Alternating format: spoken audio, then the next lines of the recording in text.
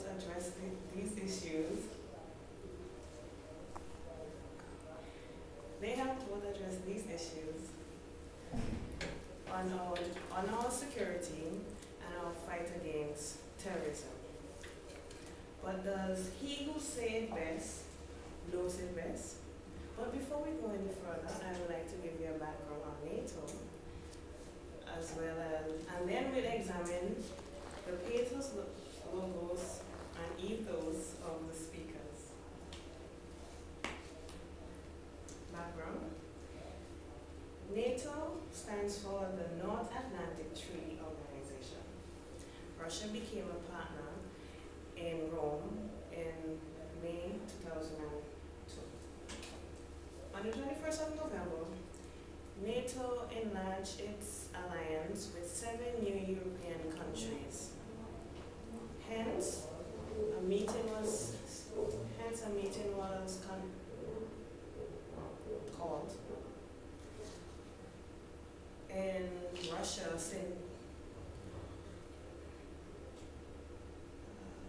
hence the Bush-Putin conference on NATO-Iraq issues on the 22nd of November 2002. The joint press conference was held in St. Petersburg, Russia. The speeches were alternate. Its duration was 15 minutes. President Putin spoke first, opening the event, and President Bush spoke second, closing the event.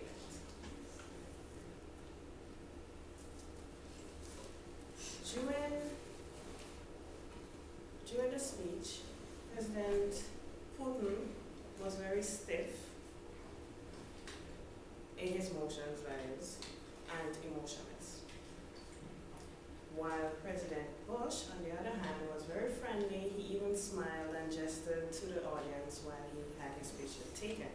But now we are going to look at both presidents' ethos. President Putin, who started the event with the opening remarks, was very formal.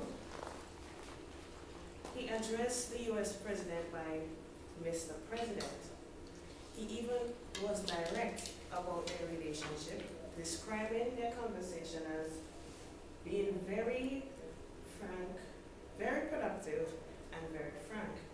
He kept the atmosphere very formal, and he was very direct.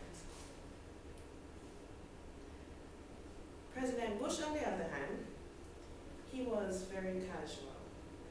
He charmed his audience. He even stirred laughter when he asked his translator, "Are you going to translate?"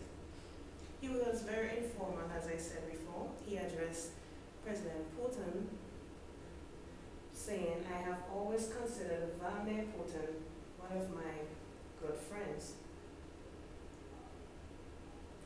And he even showed his friendship evident by saying, "He keeps showing me more and more beautiful rooms, so I'm coming back next May." Now we are going to look at the LOs. President Putin was, as I said before, was very direct, so he did not hesitate to show his disagreement in the enlargement of the NATO alliance. He said he did not think it was necessary for NATO to admit the 7 new members, all former communist countries, in order to enhance their security, according to the New York Times. In my opinion, his disagreement was based on his relationship with these countries to his west. But he humbly accepted the NATO's decision by saying, "We hope to have positive development of our relation with the NATO countries." A very reasonable man, what do you say? But his interest didn't lie there only on the problem of the NATO enlargement. He took the opportunity to even expand on Iraq when he was asked about his participation or contribution in military forces. He took that opportunity to point out American allies. should not forget about those who finance terrorism. Of the 19 terrorists who committed the main attacks on September 11th against the United States, 16 are of Saudi Arabia. Not only Saudi Arabia, he had pointed out, but Pakistan as well. He even questioned, now, where has Osama bin Laden taken refuge? They said he is somewhere between Afghanistan and Pakistan. Although he supports the Pakistani president, he said, what happens if armies armed with weapons that exist in Pakistan, including weapons of mass destruction? He had very valid inquiries, seeing that his partnership with President Bush is to combat weapons of mass destruction.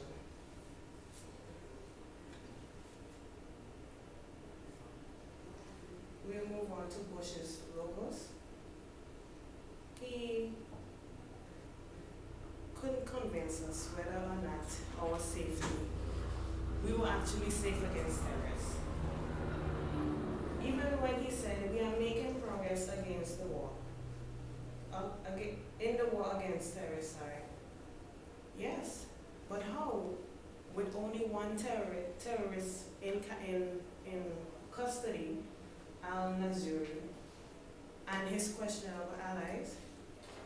But we could only agree with him on the enlargement of NATO.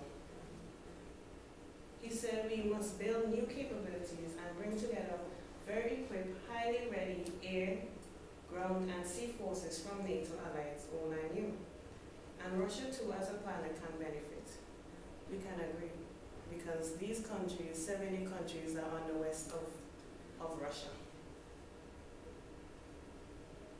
Putin pathos.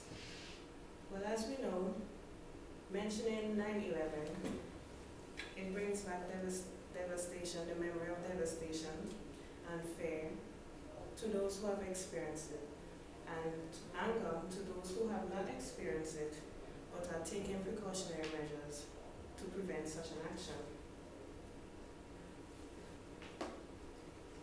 By evoking such emotions, Putin did indeed have us in a state that we actually wanted to fight against weapons of mass destruction. Bush, although he is very charismatic, he failed to assure the people of their safety against terror. We are going to hunt them down one at a time. Are we safe? He did indeed assure us that America and Russia are friends. Overall, President Bush is for charisma, as President Putin is for logic. So, haven't heard this my speech? Can we say he who says it best knows it best? After reviewing their ethos, logos, and pathos, in whose hands would you put your safety?